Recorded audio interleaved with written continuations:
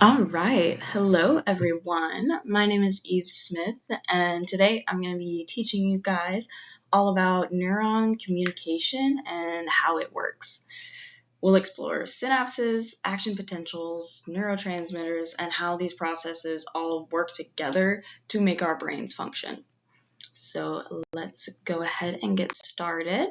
So for this, I have some objectives just for this overall layout. And main thing is just to understand the communication process.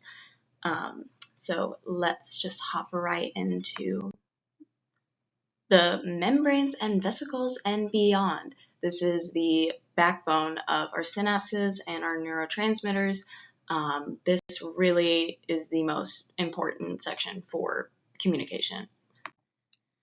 So with this, we have the presynaptic membrane, which is located at the end of an axon terminal, where this is where messages leave one neuron, and across the tiny gap, we have the postsynaptic membrane located on the receiving dendrite of the next neuron. So this is the little bridge between everything, making sure that it is properly crossed and sent.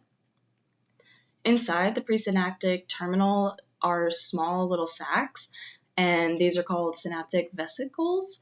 And these are what hold the neurotransmitters and make sure that they're released.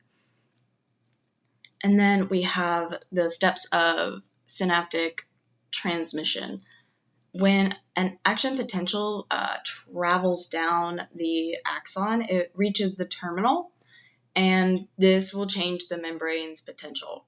This triggers a calcium ion channels to open, and calcium floods into the terminal. And this is the key signal that makes the synaptic vesicles fuse with the presynaptic membrane. Once they fuse, neurotransmitters are released into the synaptic cleft.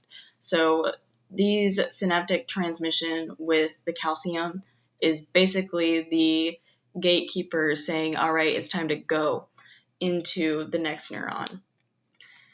And then this is kind of going to be what happens after everything is done and everything has been kind of released. So after the release, neurotransmitters cross that synaptic cleft and bind to receptors on the postsynaptic membrane. This binding changes the full electrical state of this next neuron that it's being sent to and that it's been sent to. But the neurotransmitters don't stay there forever. During inactivation, they are either reabsorbed or broken down. Reuptake is related to this in that when presynaptic neurons pull neurotransmitters back in for reuse. So it's kind of like the recycler of these, so we don't waste the energy as much and it just keeps going. Enzymatic deactivation also happens when special enzymes break them down, like ending up in acetylcholine after being broken down. And so for our next section, we have action potential, the catalyst of power. So action potential is the energy behind how the neurotransmitters get sent out into the next neuron. So we have excitatory versus inhibitory neurotransmitters. Some of the neurotransmitters do excite the next neuron, making it more likely to fire. These are called excitatory neurotransmitters. And glutamate is a really good example of this because it binds really well and it makes sure that there is energy there and it is active. Others that do inhibit, though, lowering the chance of firing of the neuron is GABA. That's a really classic kind of normal one. It's something that calms down the neurons and makes everything just fire a lot slower. It's why GABA is used in a lot of anti-anxiety medications, specifically benzodiazepines. Definitely one of those that's well known, in my opinion at least.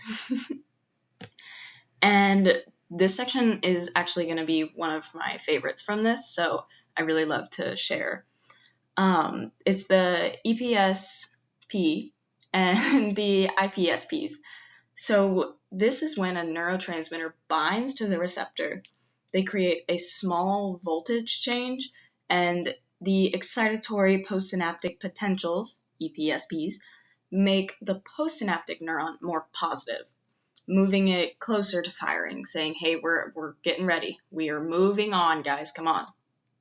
Inhibitory presynaptic potentials, IPSPs, make the neuron more negative, so moving it further away from firing, saying, hey, let's calm down, guys. It's kind of, think of it as if EPSPs outweigh the IPSPs enough to do the crossing of the threshold, the neuron fires. If the IPSPs are winning, it doesn't fire.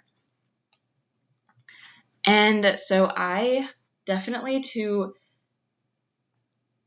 continue this into the next one, summation, these signals kind of, for me at least, I think it's really cool how the signals add up in two different ways after the EPSP and IPSPs. Temporal summation happens when one neuron sends multiple signals quickly, stacking up on top of each other, and spiral summation happens when multiple neurons send a single signal at the same time. It's like an overload almost. And together, these determine whether this neuron reaches the threshold to fire an action potential, saying this this neuron is ready to send off its little neurotransmitters into the next one and create how our brain works as a whole. And I will definitely say, I think that this is a very interesting section too, because the EPSPs are kind of like the plus sign in the equation of how the transmitters work, and then the IPSPs are like the negative. And so I will say, to sum everything up, synapses are the site of communication. Calcium ions are the ones that drive the release, and neurotransmitters either excite or inhibit the next cell, and summation determines whether an action potential fires. Without these little electrical chemical events, our brains would not work the way that they do. None of our thoughts, movements, or emotions literally would not be possible. So I will say with that, thank you for watching, and I hope this made neuron communication a more simple topic and easier to understand for everyone out there. So thank you for listening.